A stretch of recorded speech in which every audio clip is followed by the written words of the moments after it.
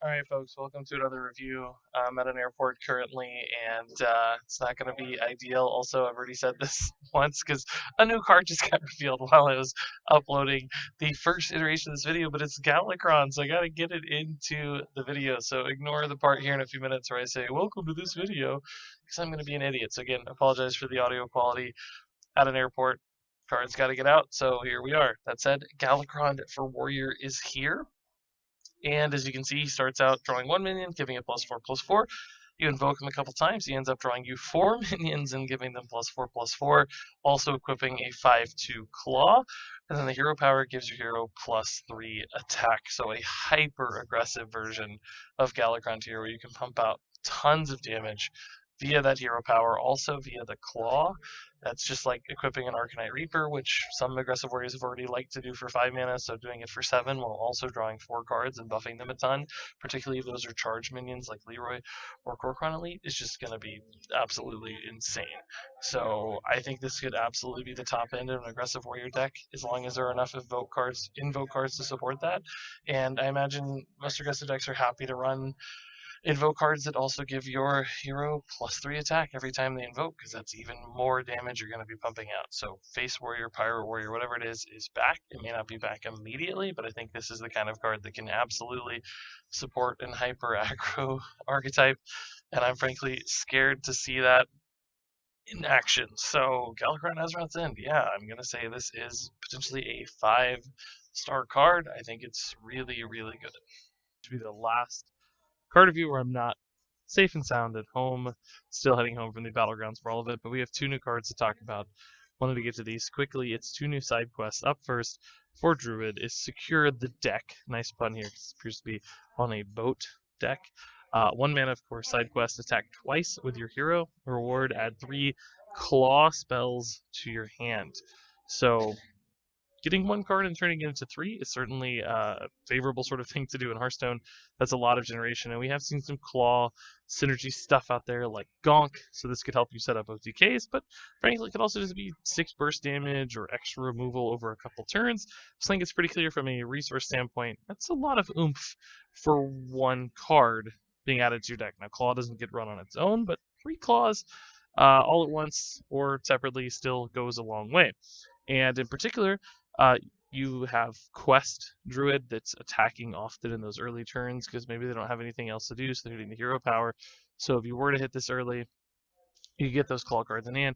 The challenge there, of course, is that you'd just probably rather have Nourishes. So I don't really know that this is a great fit for Quest Druid. Functionally, it would work, but probably doesn't really support the deck all that well. And of course, if you do, say, like top deck this sort of thing, then it's going to be really tough to get that off because often you're not going to be looking to attack with that spare mana, and the claws probably go far less far in the late game than they do in like the early to mid game. So I do think this has some challenges to overcome, despite the fact that from a raw resource standpoint it looks good.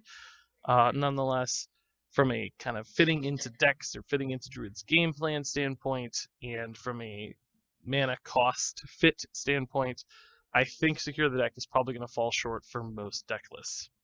So that said, let's move on to our next card here, if I can figure out how exactly to do that. There we go. It's Clear the Way for Hunter, another side quest.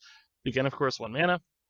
This time you summon 3 Rush minions, and your reward is that you get a free 4/4 Griffin with a Rush summoned. Now, obviously, a 4/4 with a Rush for 1 mana is pretty amazing, and summoning 3 Rush minions isn't particularly hard to do in Hunter. I mean, a Desert Spear alone would do that sufficiently, right? So you don't have to run a lot of support cards.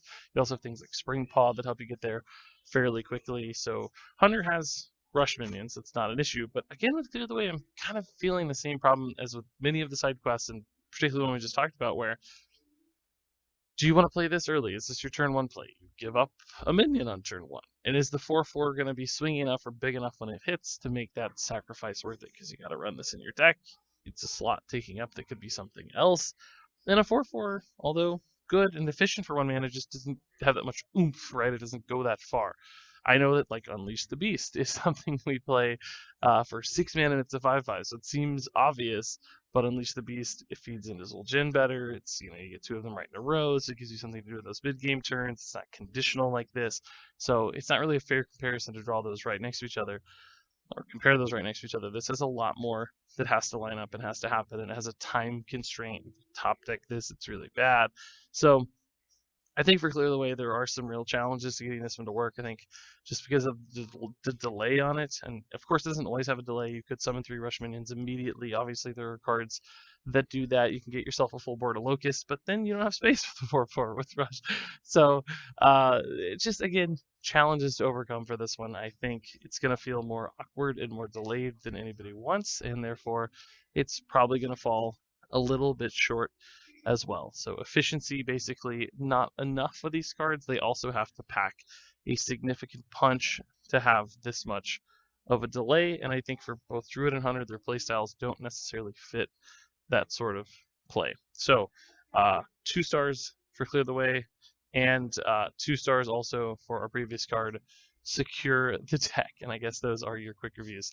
So guys, again, apologize for the obvious decline in audio quality. I'm sitting in an airport right now, so my apologies.